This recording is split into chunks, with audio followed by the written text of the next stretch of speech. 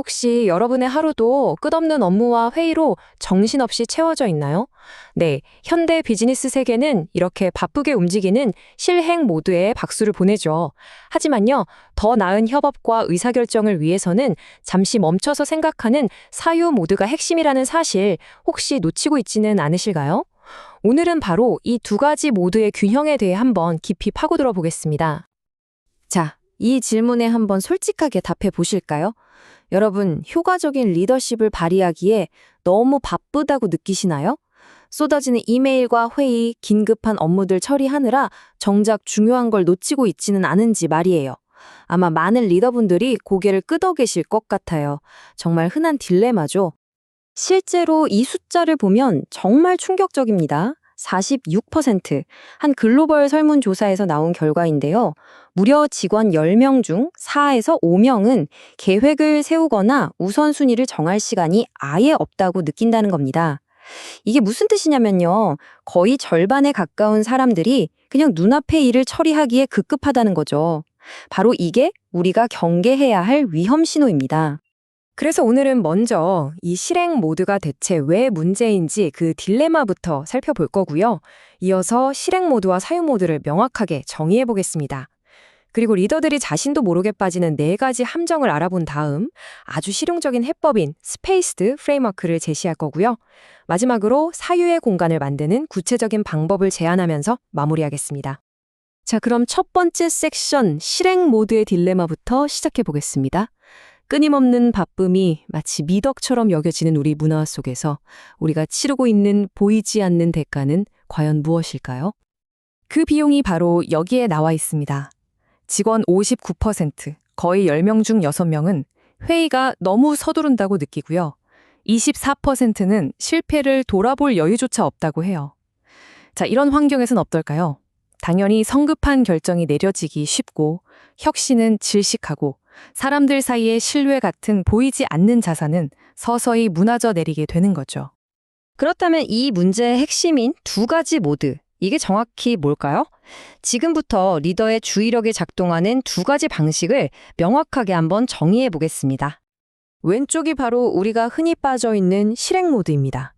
단기 목표에 좁게 집중하고 뭔가 일이 터지면 반응하고 빠른 실행을 최고로 치죠. 반면에 오른쪽의 사유 모드는요, 사물들이 어떻게 연결되어 있는지 넓게 보고 성찰하고 장기적인 가능성을 탐색하고 협업을 만들어냅니다. 완전히 세상을 보는 렌즈가 다른 셈이죠. 이 척시 이미지가 정말 좋은 비유가 되는데요. 그림의 한 부분에 시선을 딱 고정하면 멈춰 있는 것처럼 보이지만 시야를 넓혀서 전체를 보면 어때요? 막 움직이는 것처럼 보이죠. 사유 모드가 바로 이와 같습니다. 눈앞의 업무라는 좁은 시야에서 벗어나서 더 넓은 관점을 가질 때 비로소 전체적인 흐름과 새로운 가능성이 보이기 시작하는 겁니다. 이 프레임워크를 보시면 두 모드의 관계가 한눈에 들어옵니다. 우리가 가야 할 곳은 실행력과 사유 능력이 모두 높은 오른쪽 위의 번성 상태예요. 실행력만 높으면 그냥 분주함에 빠지는 거고요. 둘 다 낮으면 정체 상태에 머물게 되죠. 결국 핵심은 어느 한쪽에 치우치는 게 아니라 이 둘의 균형을 잡는 겁니다. 만약 우리가 계속해서 실행 모드에만 머물면 어떻게 될까요? 바로 여기서부터가 중요합니다. 리더들이 자신도 모르는 사이에 빠져드는 아주 위험한 4가지 함정이 있거든요. 첫 번째 함정은 바로 우월성 착각입니다. 이게 뭐냐면요. 나는 합리적으로 피드백을 주고 있는데 왜 팀원들은 날 무서워하지? 이런 식으로 내가 생각하는 나와 남들이 보는 나 사이에 엄청난 격차가 생기는 거예요. 바쁘게 일만 하다 보면 다른 사람의 눈에 비친 내 모습을 객관적으로 볼 기회를 놓치기 쉽습니다. 두 번째는 기득권 불감증입니다. 쉽게 말해서 리더의 자리에 오르기까지 나에게 유리하게 작용했던 여러 이점들을 그냥 싹 잊어버리는 거예요. 내가 걸어온 길이 평탄했다고 해서 다른 사람들의 길도 그럴 거라고 착각하는 거죠. 모든 성공이 오직 내 능력 덕분이라고만 여기게 되는 아주 위험한 함정입니다. 세 번째 함정은 이미지 위협입니다. 이건 좀 찔리는 분들도 계실지 몰라요. 실패할까봐 두려우니까 중요하고 혁신적인 과제보다는 당장 성과가 나고 유능하게 보일 수 있는 쉬운 일만 골라서 하는 경향이죠. 장기적인 성장보다는 단기적인 내 평판 관리에 더 신경 쓰게 되는 겁니다. 마지막 네 번째 함정은 지표 지배입니다. 측정하기 쉬운 성과 지표, 그러니까 숫자에만 집착하는 거죠. 그러다 보면 결국 이 사진 속 시든 식물들처럼 팀의 신뢰나 학습 의지, 사기 같은 정말 중요한 것들은 전부 말라 죽게 만드는 겁니다. 자, 그럼 이런 문제와 함정들에서 벗어날 방법은 없을까요? 다행히도 있습니다. 이제 문제에서 해결책으로 넘어가 볼게요. 사유의 공간을 의도적으로 만들 수 있는 아주 실용적인 도구를 소개해 드리겠습니다. 바로 SPACE 프레임워크입니다. 이건 리더가 의지를 갖고 통제할 수 있는 5가지 요소를 통해서 팀이 실행 모드에서 벗어나 사유 모드로 전환하도록 돕는 아주 구체적인 방법론이라고 보시면 됩니다. 스페이스는 5가지 요소의 앞글자를 딴 건데요. 첫째, S, 심리적 안정감입니다.